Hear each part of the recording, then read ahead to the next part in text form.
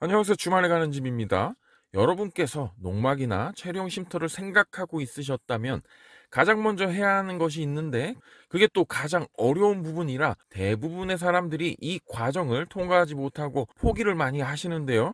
바로 그것이 나만의 농막을 놓고 주말 농장을 만들 토지를 찾는 것입니다. 저희도 요즘 조금 더 넓은 토지를 알아보고 있어서 기존의 토지를 매입할 때 생각했던 부분이랑 또 이러한 경험을 갖고 현재 토지를 매입하려는 관점에 대해서 한번 이야기를 해보도록 하겠습니다. 참, 그리고 토지를 어떻게 하면 남들보다 저렴하게 매입할 수 있는지에 대해서도 말씀드릴 테니 오늘 내용 끝까지 봐주시면 감사하겠습니다. 자, 그럼 오늘 이야기할 내용에 대해서 다음과 같이 한번 정리해 보겠습니다. 첫 번째로 이야기할 부분은 내가 생각하는 토지의 조건입니다. 가장 먼저 내가 주말 농장이나 농막을 놓기 위해 어떤 조건을 갖고 있는지 명확하게 선정을 하셔야 하는데요. 조금 어려울 수 있으니 저희가 생각하는 조건에 대해서 말씀드리면서 설명드리도록 하겠습니다. 두 번째는 어떻게 토지를 찾는지에 대해서도 말씀드릴 텐데요. 요즘은 토지 관련해서 다양한 앱도 개발되어 있습니다. 어떻게 이를 활용하는지, 이 토지가 적정한 수준의 가격인지 아닌지 등등 이런 것들을 말씀드릴 텐데요. 토지 검색을 잘 하셔야 괜한 수고를 피할 수 있으니 이거 꼭 유심히 보셔야 합니다.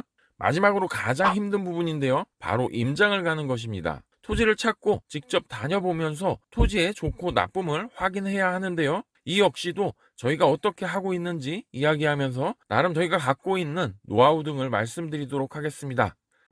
또 주말 농장에서 필요한 것이 어두울 때 필요한 빛인데요. 이렇게 밝은 태양광 조명이 있습니다. 와, 정말 밝아서 전기가 없어도 밤에 문제가 없을 테고요. 또 이렇게 멋진 정원등도 있는데요. 모기까지도 퇴치하는 정원등도 있다니 혹시 궁금하시면 아래 더보기를 클릭하셔서 저희 주말에 가는 집 쇼핑몰에서 이런 다양한 제품 구매해 보시면 좋을 것 같습니다. 자, 그럼 바로 내용 시작해 보겠습니다.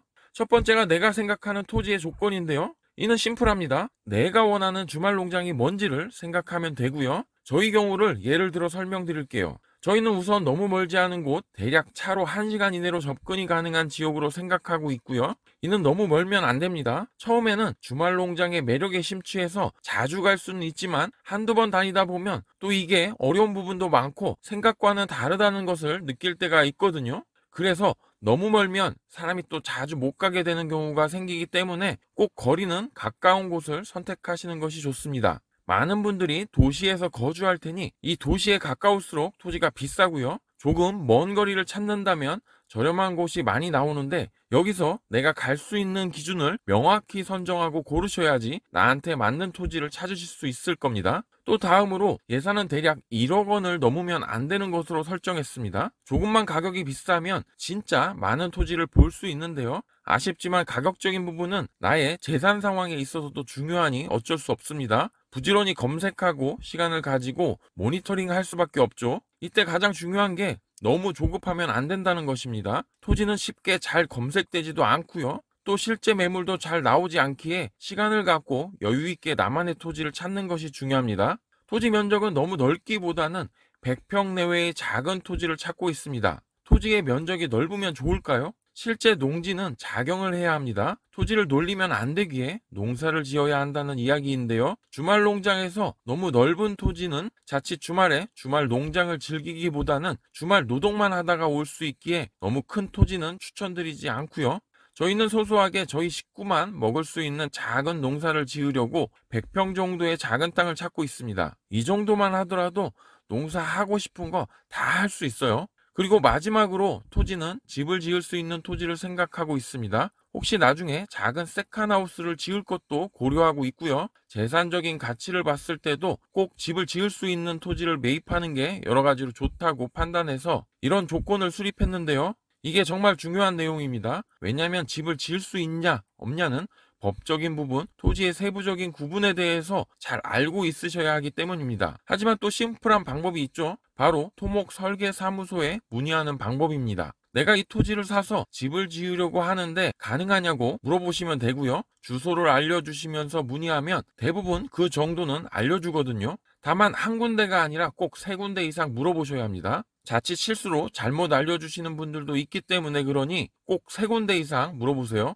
이제 다음으로 넘어가도록 하겠습니다. 토지를 찾는 방법에 대해서 이야기를 해드릴 텐데요. 더 좋은 방법도 있겠지만 저희가 진행했던 노하우를 바탕으로 여러분께 말씀드리는 부분이니 더 좋은 방법이나 정보가 있다면 댓글 남겨주시면 좋을 것 같습니다. 우선 저희가 가장 많이 사용하는 플랫폼은 역시나 네이버 부동산입니다. 사람들이 가장 많이 사용하는 플랫폼이기 때문에 토지 역시도 많은 부동산 사장님들이 광고를 올리시곤 하는데요. 농막이나 채용 쉼터를 찾는 분들은 앞서 말씀드렸지만 주말 영농을 주로 하시기에 아주 큰 땅을 찾지는 않습니다. 그래서 이런 작은 면적의 토지는 네이버 부동산에도 종종 찾아볼 수 있습니다. 저희는 이렇게 조건을 설정하고 검색을 하면 사진에서 보시는 것처럼 아주 많지는 않지만 그래도 적지 않은 매물이 검색되기는 합니다. 이렇게 저희는 매물을 1차 검색을 진행을 합니다. 참 가장 먼저 말씀을 드려야 했었는데 토지 매물을 검색을 할 때 가장 중요한 것은 시간을 갖고 여유 있게 검색을 해야 합니다.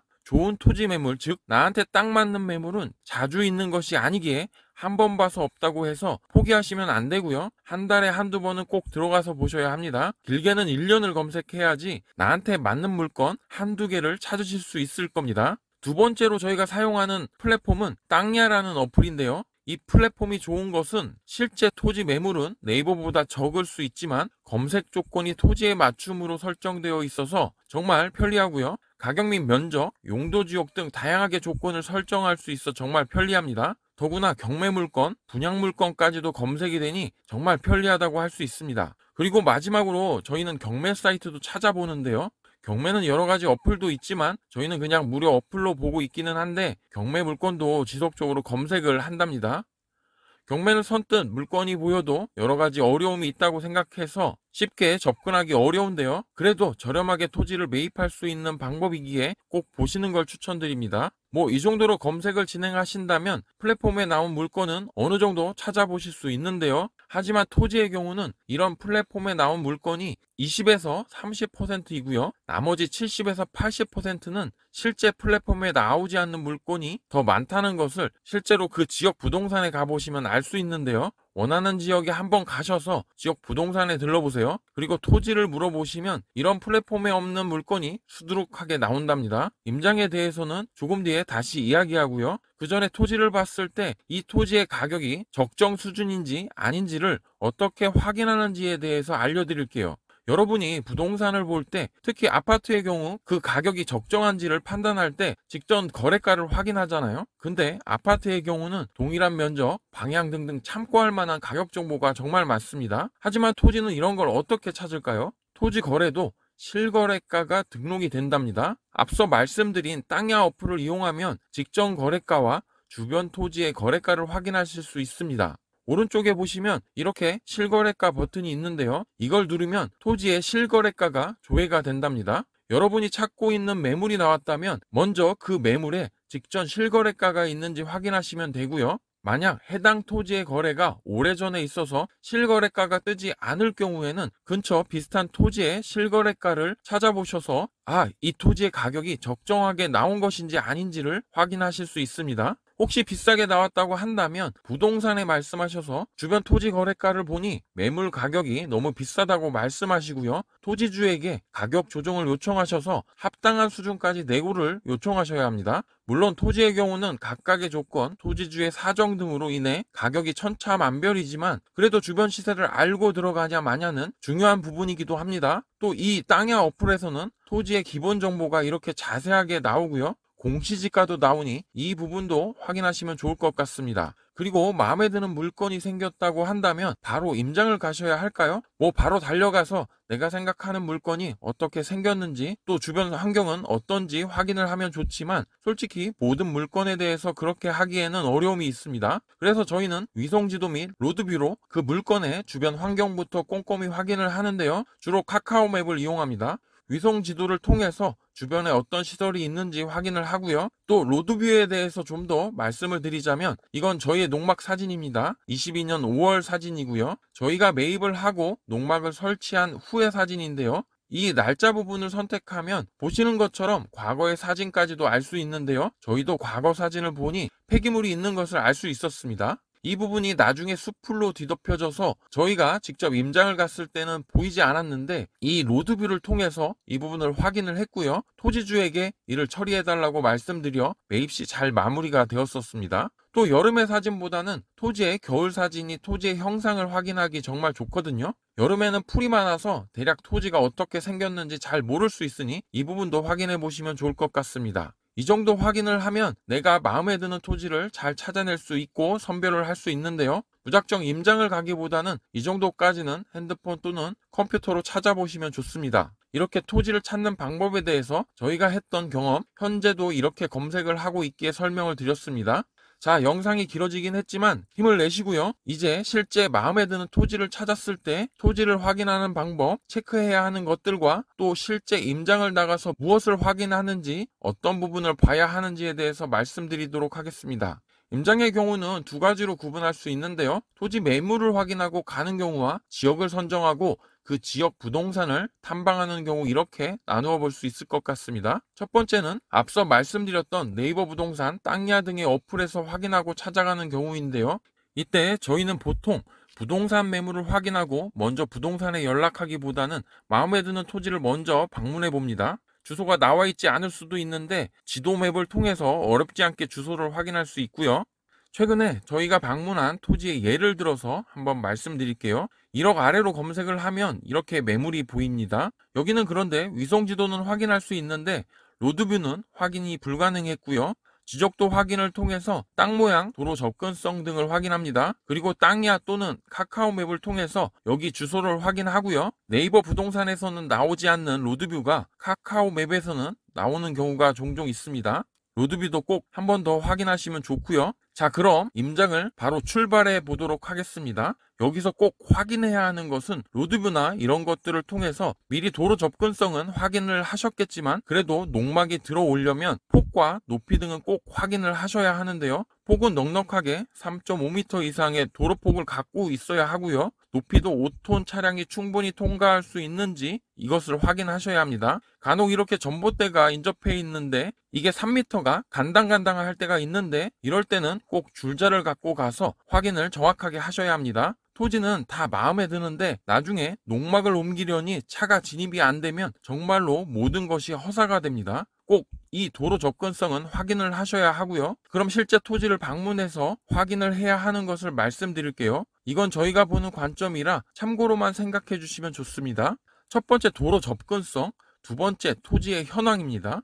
세 번째 주변 환경이고요. 네 번째 토지의 높이입니다. 마지막으로 배수로인데요. 이렇게 5가지 정도라고 말씀드릴 수 있습니다.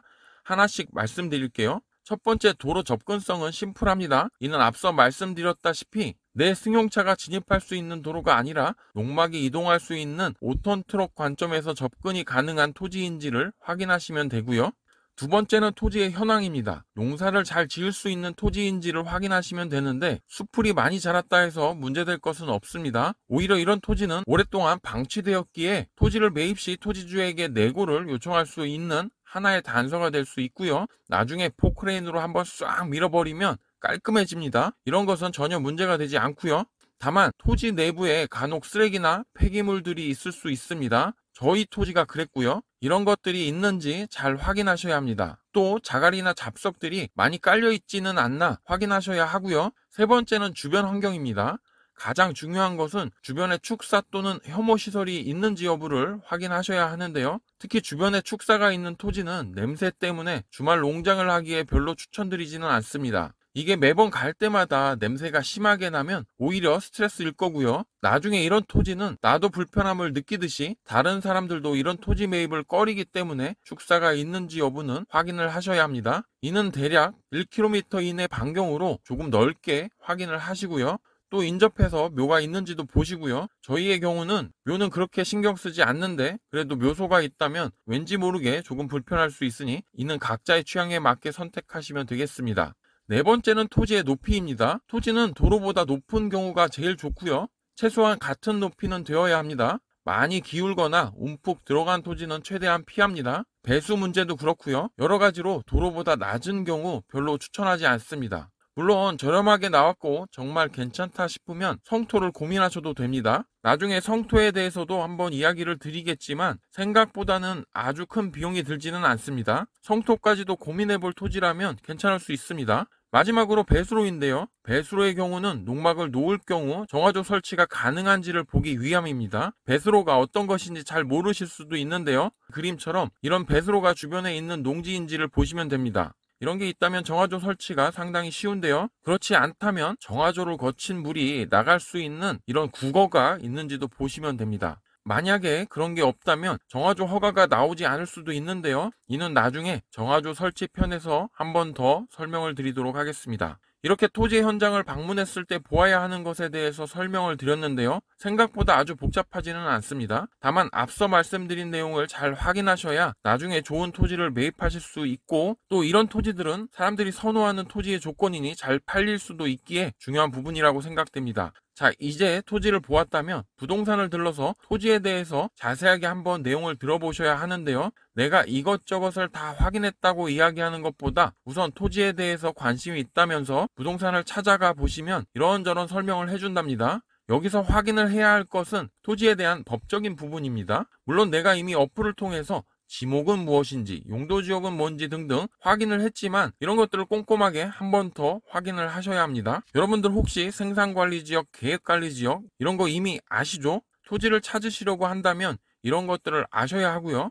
농림지역일 경우에는 주말 체험 영농이 안 된답니다. 이런 것들을 부동산에게 하나하나 확인을 하셔야 하는데요. 여기에 대해서도 나중에 별도로 한번 자세하게 설명드리도록 하겠습니다. 내가 잘 모를 경우 부동산에서 이런 것들을 잘 알려주지 않는다면 나중에 큰 낭패를 볼 수 있는데요. 먼저 내가 잘 알고 이에 대한 점검을 부동산을 통해서 해야지만 보다 확실하게 좋은 토지를 매입할 수 있으니 이 정도는 상식으로 꼭 확인을 하시기 바랍니다. 자, 이렇게 마무리일까요? 부동산을 들렸다면 다른 매물이 있는지도 다시 또 물어보셔야 하고요. 내가 설정한 토지 요건을 제시하면서 이런 매물을 찾고 있는데 혹시 나온 게 있냐? 이렇게 물어보셔야 하고요. 좋은 토지를 찾기 위해서는 발품을 또 많이 팔으셔야 합니다. 이 부동산에는 없다면 또 근처 부동산을 찾아보시고 반복해서 좋은 땅 찾아 산만리를 하셔야 하는데요. 힘든 과정입니다. 농막, 체류형 쉼터를 놓고자 할 때 가장 힘들다고 이야기할 수 있는 게 바로 토지 매입인데요. 나중에 멋진 농막을 놓는 것을 상상하며 힘든 과정을 이겨내셔야 합니다. 오늘은 이렇게 토지 찾는 방법을 정말로 길게 설명을 드렸는데요. 여러분께 많은 도움이 되었으면 좋겠습니다. 혹시 궁금한 사항이 있다면 댓글에 질문 주시면 저희가 아는 만큼 도움을 드릴게요. 그럼 오늘은 이렇게 마무리를 하도록 하겠습니다. 끝까지 영상 시청해 주셔서 대단히 감사합니다. 이상으로 주말에 가는 집이었습니다. 감사합니다.